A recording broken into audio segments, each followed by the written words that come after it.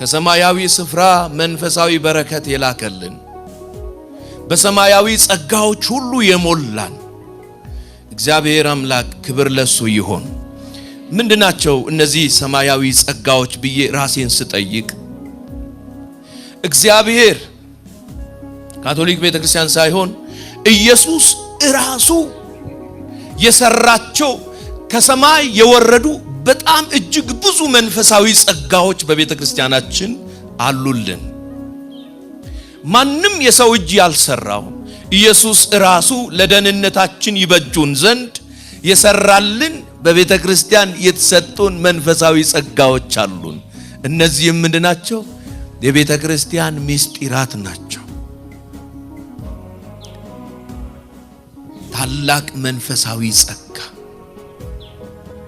የቤተክርስቲያን ምስጢራት ድሮ 30 ዓመት አካባቢ አልፎኛል። አሁን ምን ማለት እንደሆኑ ድሮ ስማር በልጅነቴ የቤተክርስቲያን ምስጢራት ማለት ምን ማለት ነው የሚል ጥያቄ አለ። እቺ አጭር ትምህርተ ክርስቲያን መጽሐፍ ታውቃላችሁ?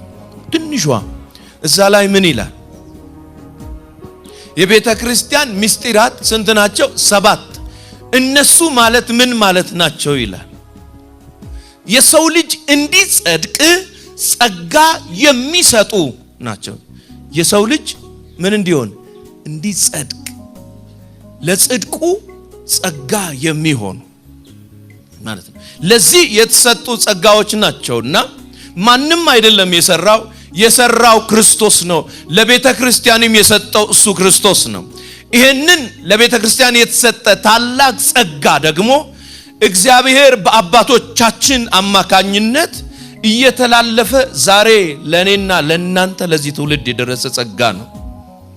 ይሄን ጸጋ የተጠቀሙ ሰዎች በልጽገው አድገው ወፍረዋል አይደለ? ወፈሩ፣ ወዙ፣ አማረባቸው።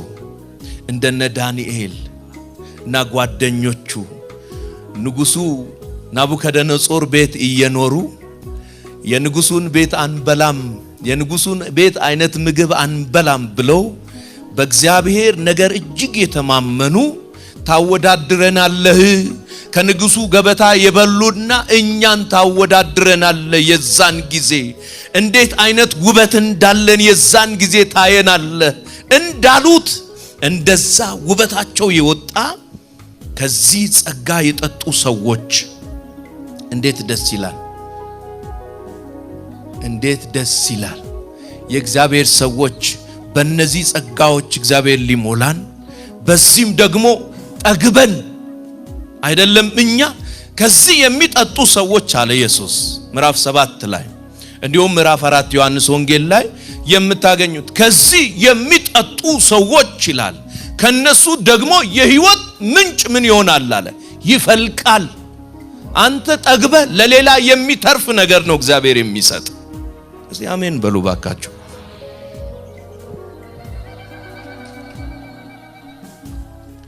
ከተሰጡን ከነዚህ ጸጋዎች ውስጥ እንድናያቸው ዛሬ ለኔ የተሰጠኝ በጣም በዚህ ጊዜ ውስጥ ምን እላለሁ ደው አባቶቻችን ስለዚህ ነገር የመሰከሩት ነገርና በቤተ ክርስቲያን አስተምሮ ውስጥ ያለውን ነገር ላውራ ብል ሳምንት ብታወሩ አይበቃንም።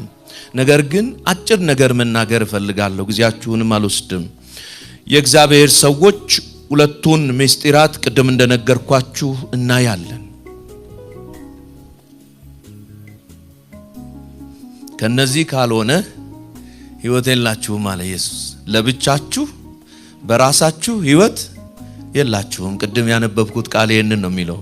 በራሳችሁ ሕይወት የላችሁም። ከዚህ ካልበላ ከዚህ ካልጠጣ ለብቻ ሕይወት አይሆንህም።